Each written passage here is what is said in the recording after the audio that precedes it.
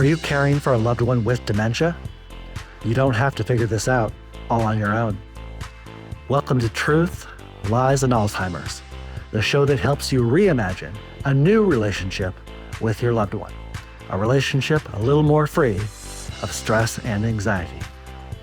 Join host Lisa Skinner and her 30-plus years of experience as she guides you on a new path to a better relationship with those you care for. Here's Lisa.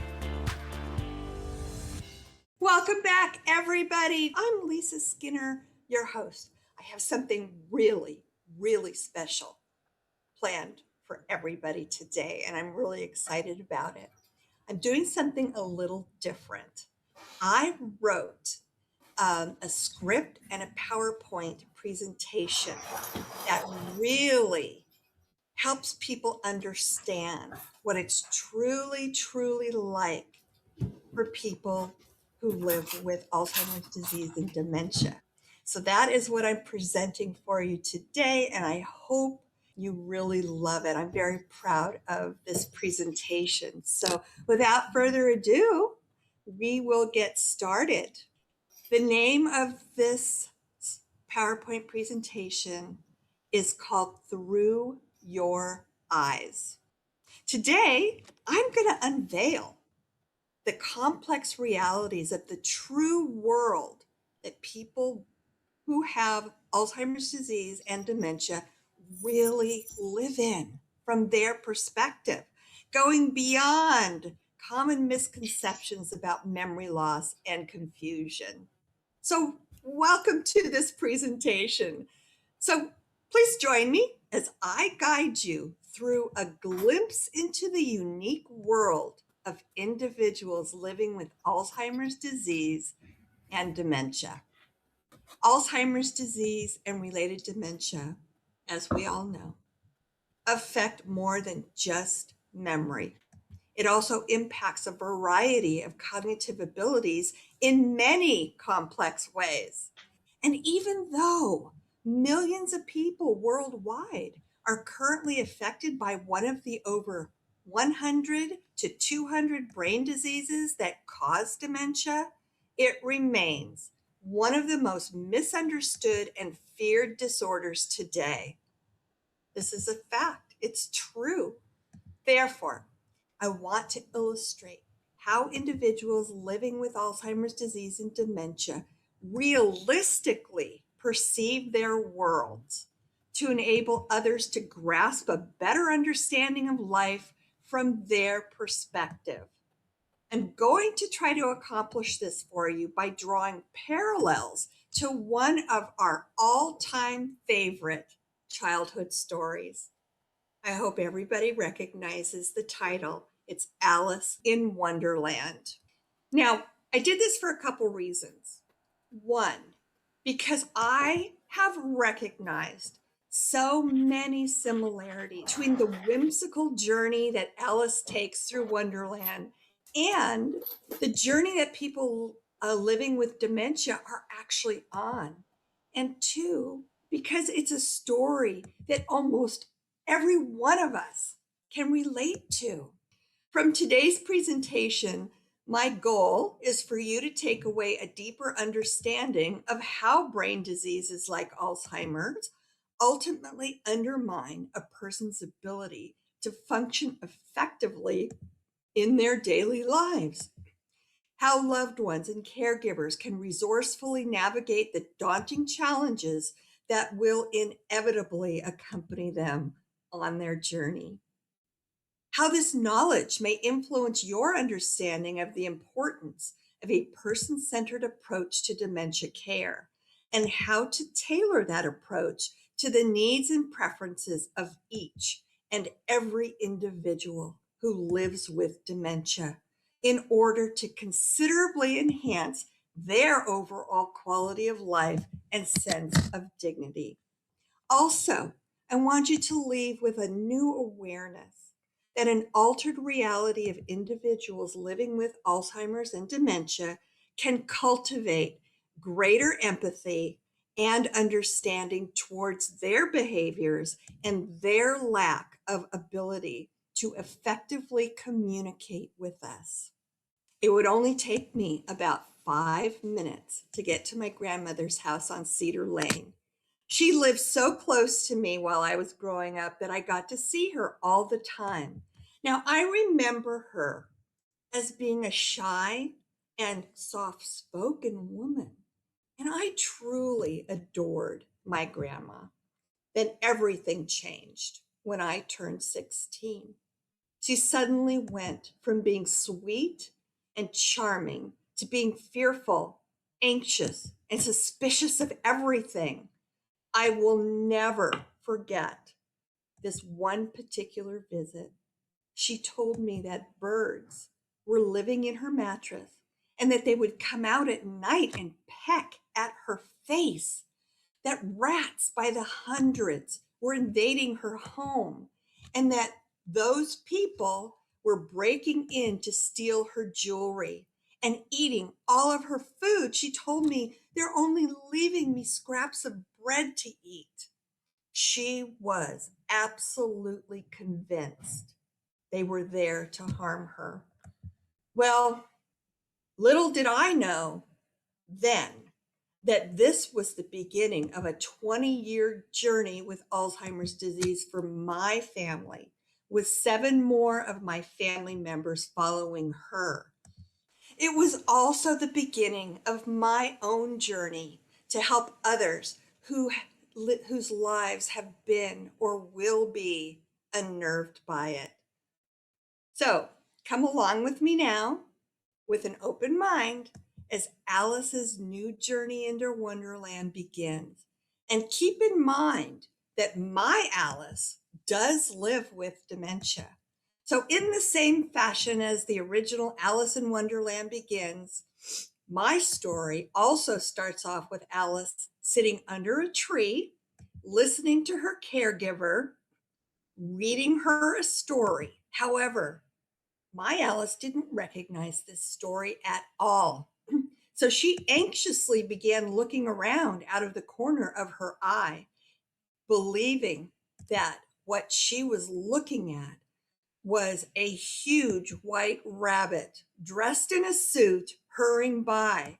So she got up and decided to follow him. Now, Alice followed the white rabbit for what seemed to be an eternity, and then right down a rabbit hole she went. Alice found herself in a strange room, realizing how truly lost she was, but she couldn't remember who she was or how to get back to any familiar place. She looked around for a way out when she noticed a strange bottle sitting on top of a table that said, "Drink me." So, you remember in the story, she did. Then she immediately began to shrink. Smaller and smaller she became. But now she realized she'd be able to fit through that little door that she saw the white rabbit disappear through. Well, she thought, at least now she might be able to find him. He was her only hope of getting back to where she came from. Throughout her search, at times she thought she saw the white rabbit beckoning her to follow him into the unknown, which gave her the courage to keep on. As she continued her quest to find the rabbit, she suddenly found herself entering a garden of live talking flowers. Those flowers immediately demanded that Alice leave their beautiful garden, insisting that she was a weed out to destroy them. So she skedaddled out of there as fast as she could before she angered them any further, reflecting her own dementia generated paranoia.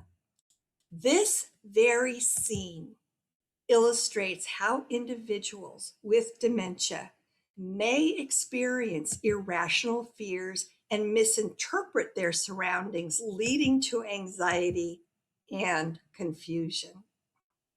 Well, soon she came upon a talking caterpillar sitting atop a mushroom, smoking a hookah and blowing smoke rings that formed words she didn't understand. And just like in her dementia, sometimes her memories would also seem to float, just like those smoky words, only to vanish into thin air when she tried to grasp at them. Now, which way should I go? Alice thought to herself. Well, at this point in her journey, she was clueless as to which way she should turn. So she continued along the same path, and then out of nowhere, she suddenly heard a voice say, well, if I were looking for a white rabbit, I'd ask the Mad Hatter. She looked all around, but she saw nothing.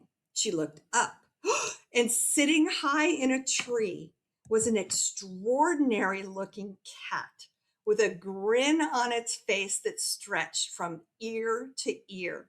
He went that way, the cat told her, pointing down the path. So she followed in that direction. Then the cat, poof, just disappeared, symbolizing the elusive nature of her own thoughts and recollections. Finally, she came upon that Mad Hatter with his nonsensical riddles, scattered thoughts, and disjointed speech. And there she found the white rabbit and the March hare too. But it wasn't long before she began to feel anxious and wanted to leave that peculiar party. They were all celebrating their unbirthdays. Now she desperately wanted to go home, but nobody at the party seemed to know the right way for her to get there. As a matter of fact, they insisted that she already was home. Next, Alice wandered into the Queen of Hearts' garden. She seemed friendly at first and even invited her to play a friendly game of croquet, but Alice politely declined. Well, this infuriated the Queen. She started yelling, off with her head, off with everyone's head. Oh no, there she went again, running away as fast as she could, only this time with an army of playing cards in fast pursuit of her.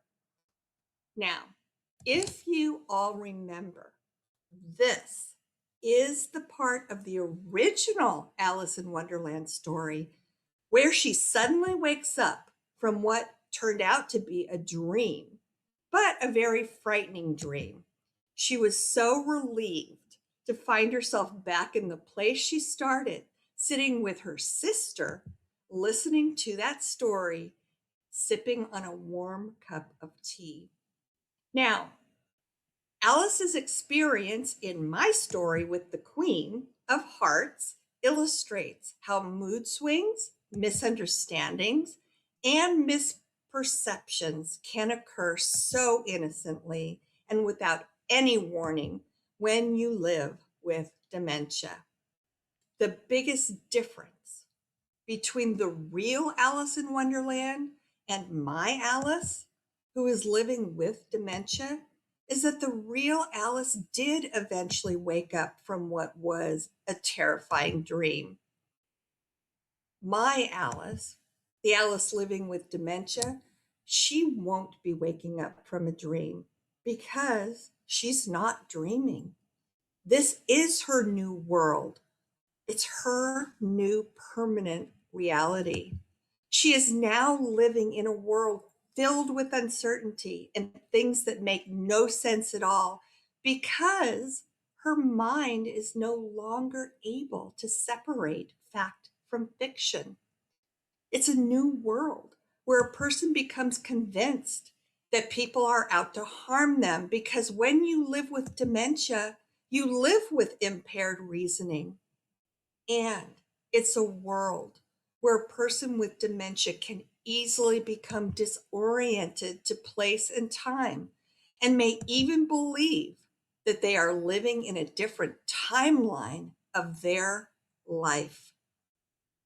In the past, families of individuals with Alzheimer's disease and related dementia had limited resources and little understanding of this condition. The early coping strategies were often reactive rather than proactive.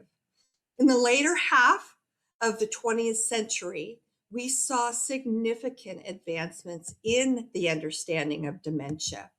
So, one of the key principles in modern dementia care is the concept, the methodology of a person-centered approach to dementia care. As our understanding of dementia continues to evolve, the continued emphasis on a person-centered approach to dementia care and the recognition of the emotional and psychological needs of people living with dementia continues to expand. We will continue to strengthen our understanding of the unique world in which they live. However, continued research and education will be crucial in harnessing empathy and in improving the lives of those affected by Alzheimer's disease and related dementia. So this is my story. This is my special presentation. Thank you so much, everybody, for spending part of your day with me. And I hope you enjoyed my version of Alice in Wonderland, Living with Dementia. And as a reminder, please stop by and visit our newly updated website at mindingdementia.com. There's new resources and information that hopefully will be helpful for everybody who is living in this world. I'll be back next week. Have a wonderful rest of your week. Be happy, stay healthy, and I'll see you all next. Bye-bye for now. Thank you for listening to Truth, Lies, and Alzheimer's. We hope you found something in today's episode that helps. We understand that caring for a loved one with dementia can be the challenge of a lifetime, but you don't have to do it alone. If you're ready for exclusive access to even more great content and resources, head on over to Facebook and join Lisa's Minding Dementia support group. We're a community of like-minded caregivers, and we're here to help.